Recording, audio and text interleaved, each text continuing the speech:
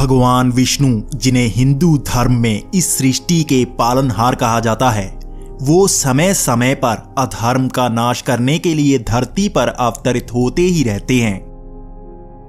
लेकिन अगर आप वेदों का गहन अध्ययन करें तो आप समझेंगे कि भगवान विष्णु को समझना इतना भी आसान नहीं। तो आज हम आपके लिए लेकर आए हैं भगवान विष्णु के ऐसे रहस्य जो आप में से हर किसी को पता नहीं होंगे। दरअसल आज हर हिंदू अपने धर्म की पूरी जानकारी नहीं रखता और ज्यादातर को इतना ही पता होता है कि अनंत महाशक्ति के सिर्फ 3 रूप हैं, ब्रह्मा, विष्णु और महेश। लेकिन ये पूर्ण जानकारी नहीं है। परम सत्य परमात्मा 10वें आयाम में निवास करते हैं, जो बिना आकार, बिना रंग रूप के हैं। उन्हें ही सदाशिव, सदा विष्णु या अनंत शक्ति भी कहा जाता है। लेकिन भौतिक सृष्टि को चलाए रखने के लिए सत्य परमात्मा ने कई भागों का निर्माण किया है और इसी से भगवान विष्णु भी इस भौतिक सृष्टि में हैं। भगवान विष्णु के भी 3 भाग बताए गए हैं, महाविष्णु यानी कर्णोदकसाय विष्णु, गर्भोदकसाय विष्णु और कशिरोदकसाय विष्णु। इन तीनों भागों का अपना अलग अलग कार्य होता है। जैसे महाविष्णु छठे आयाम में ऊर्जा और तत्व का निर्माण करते हैं, जिससे इन 5 आयामों का निर्माण होता है। इसीलिए महाविष्णु को महातत्व कहा जाता है।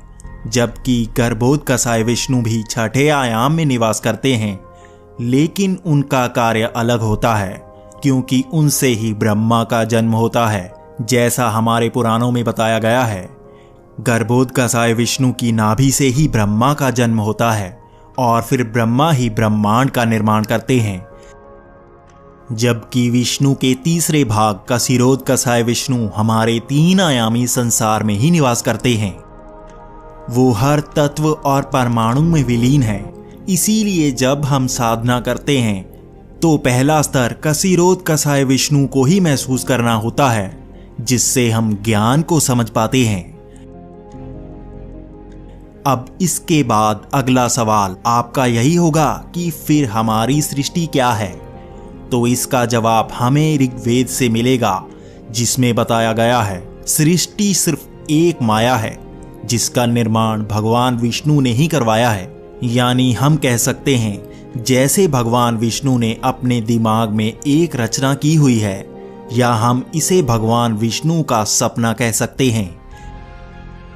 इसीलिए हर ब्रह्मांड का समय अलग अलग होता है और हर 3 आयामी प्राणी इसमें फंसे हुए हैं। श्री कृष्ण ने भी भगवत गीता में हमें यही समझाने की कोशिश की है कि ये संसार ही सच्चाई नहीं है, ये सिर्फ एक माया है और हमारा कार्य उस माया से बाहर आना है। जब महाभारत में भी अर्जुन कौरवों पर वार नहीं कर पा रहा था, क्योंकि वो अपने भाइयों पर वार नहीं कर सकता था, तो श्री कृष्ण ने उसे वो दिव्य दृष्टि दी थी जिससे उसने 10वें आयाम में विराट रूप को देखा। इस तरह अर्जुन भी माया को समझ पाया। यही भगवान विष्णु का कार्य है, इस भौतिक सृष्टि को चलाए रखना। इसीलिए माया का निर्माण किया गया। जब माया में संतुलन बिगड़ जाता है, तब भगवान शिव इसका विनाश कर देते हैं। जैसे हम अपना कंप्यूटर खराब होने पर उसे साफ कर देते हैं और नया कंप्यूटर बनवाते हैं।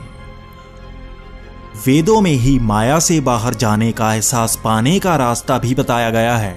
हम उसके 2 स्तर यानी 0 स्टेट और इन्फिनिटी स्टेट पर वीडियो बना चुके हैं और जल्द ही तीसरा स्तर यानी फॉर्मलेस स्टेट पर वीडियो लाने वाले हैं। तो वीडियो को लाइक और चैनल को सब्सक्राइब करना ना भूलें।